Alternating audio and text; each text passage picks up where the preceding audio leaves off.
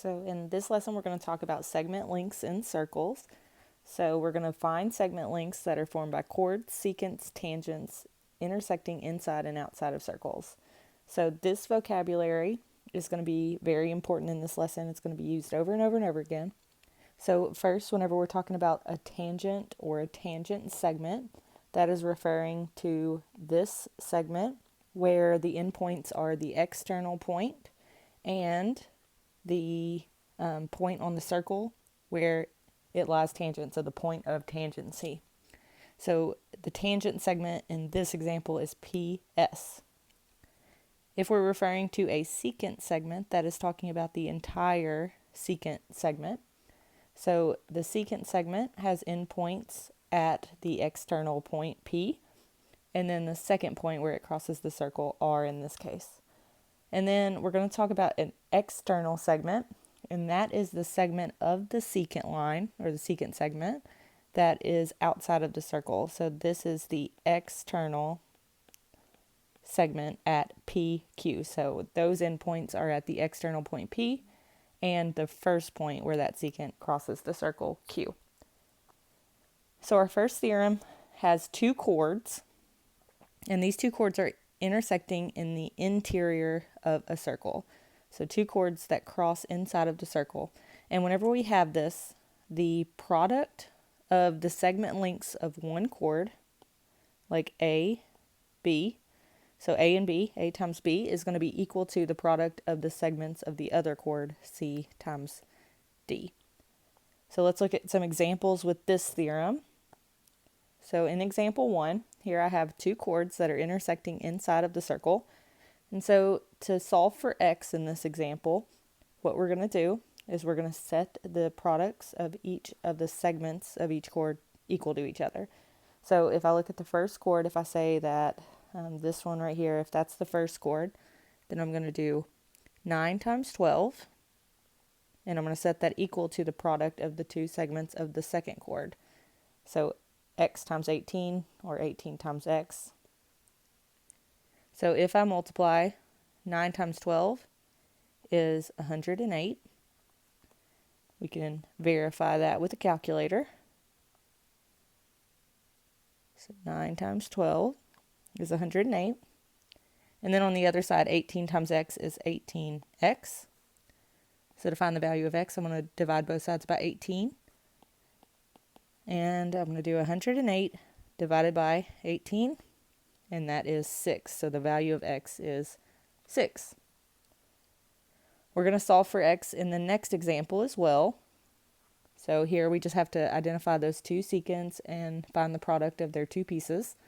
So if I say that the 3x and the 2 is the first segment, the first chord, then I'm going to find the product of 2 times 3x.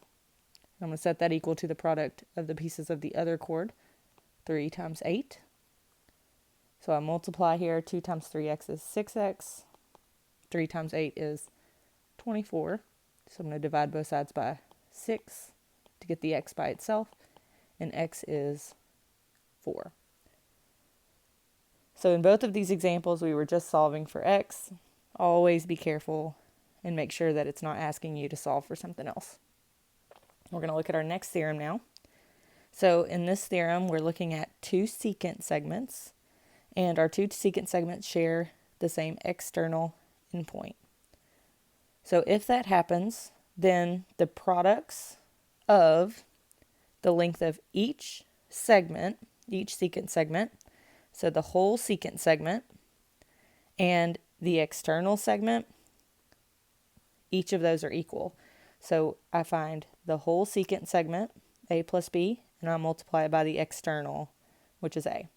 So for the other secant, that is the entire secant line, secant segment, which is C plus D. And then I multiply that by the external segment, which is C. So the exterior segment times the whole of the first secant line, and the exterior segment times the whole of the second secant line. So we're going to put this into action with some examples. So the important part is that it's the external and the whole. So even if it's given to us like this, where the interior segment is 10 and the exterior segment is 11, I'm going to need the whole secant line. So I'm going to go in and add those together. 10 plus 11 is 21. And for the other secant line, the interior is x and the exterior is 12. So that entire secant line is going to be x plus 12. So I'm going to go and set this up. So it's exterior times interior, exterior times whole secant. And on the next one, the exterior is 12 and the entire secant is x plus 12. So in this equation, I have multiplication 11 times 21 over here, and then I have distributive property on the other side. I'm going to pull my calculator back out. So 11 times 21 is 231. And then I'm going to distribute over here. 12 times x is 12x. And 12 times 12 is 144. So as I solve for x, the first thing I'm going to do is subtract 144. So 231 minus 144 is 87. So we're going to have 12x equals 87. And I need to divide by 12 on both sides. So 87 divided by 12, I know it's not going to be a whole number, but it does give me a nice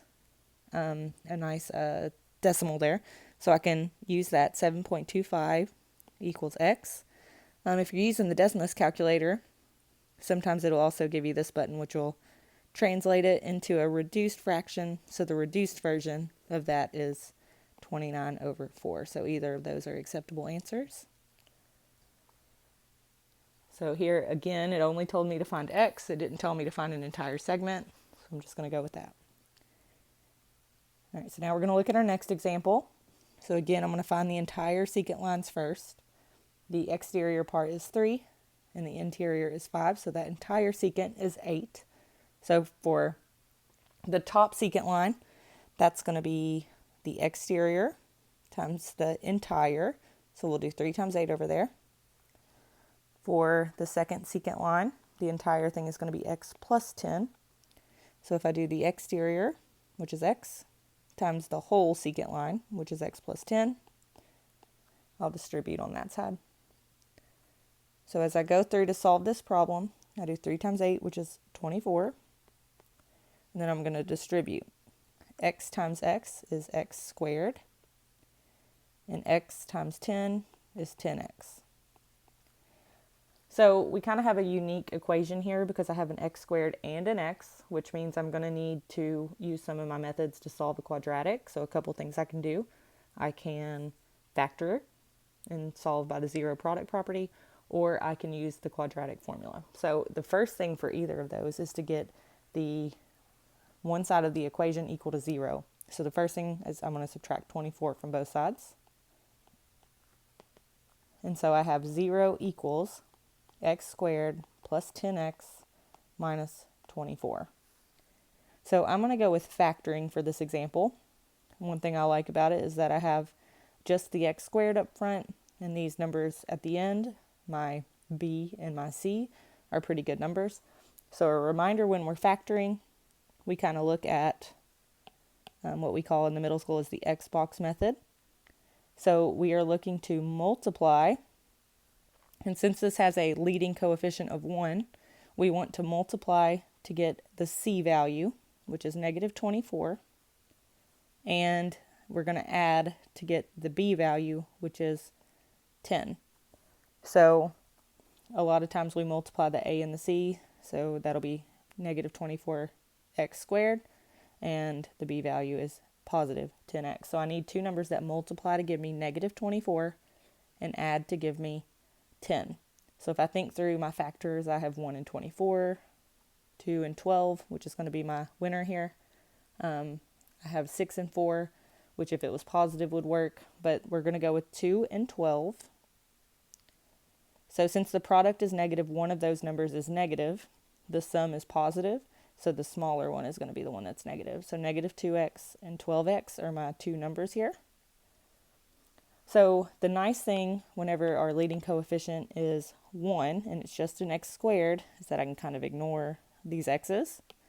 And so my minus 2 is going to go in one of my parentheses, and my positive 12 is going to go in the other.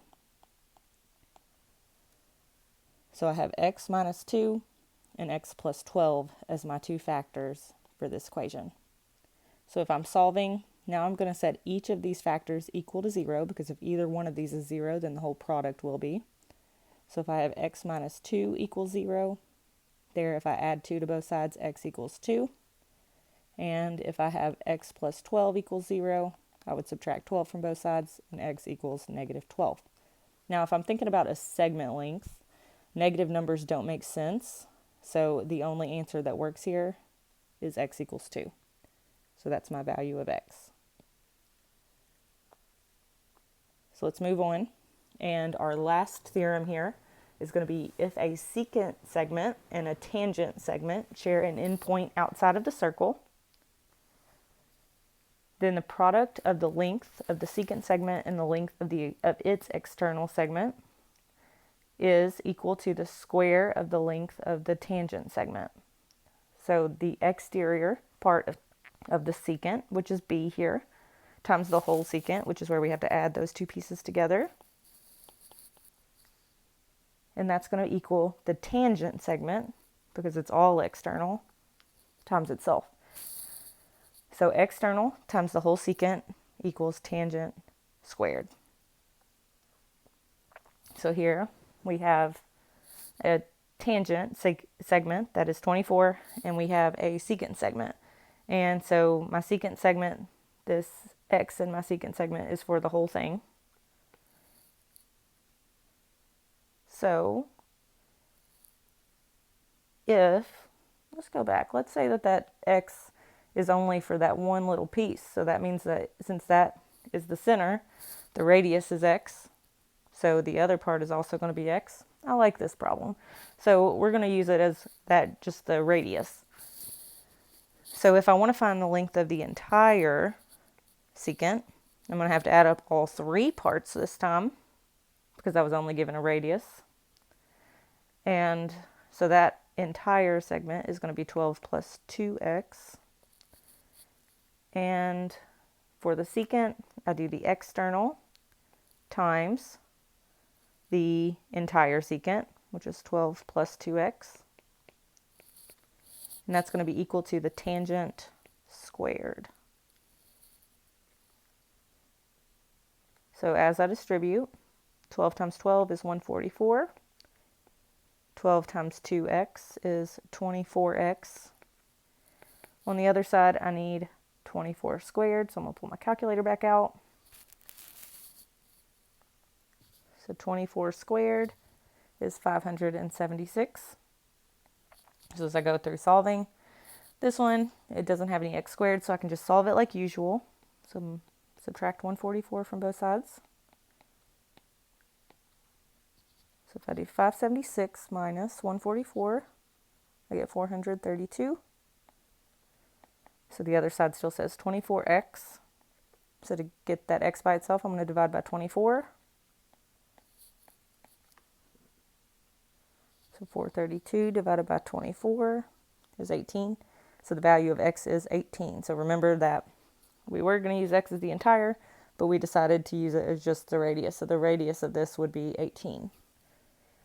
So our instructions only ask us to find x. We would check and make sure that we answered the entire question otherwise. All right, we got one more example. So on this one, if we think about the entire secant, that's going to be x plus 25. So for the secant line, it's the exterior times the entire secant.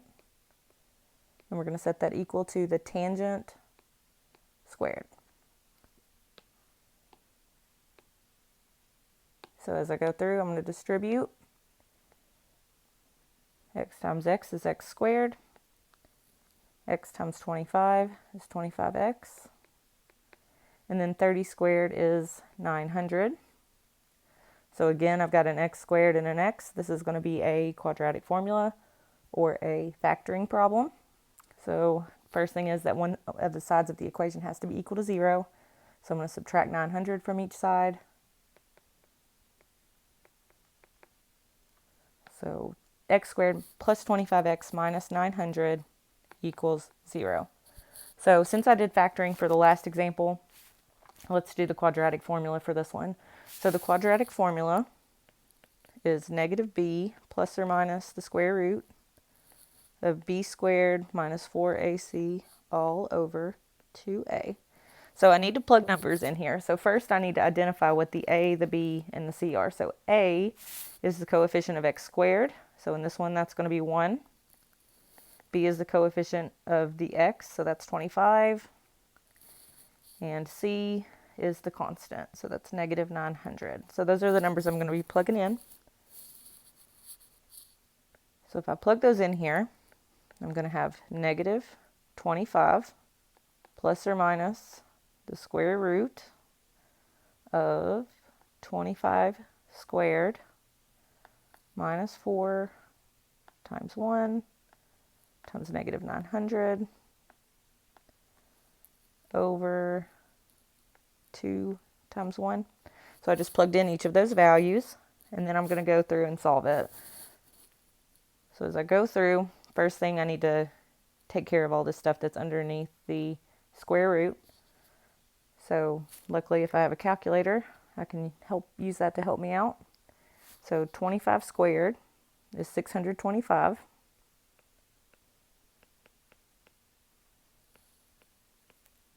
And then I'm going to have negative 4, So negative 4 times 1 times negative 900, which is 3,600.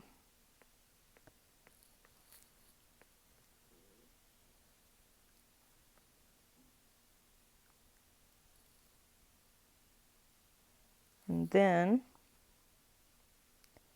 all of that is over 2.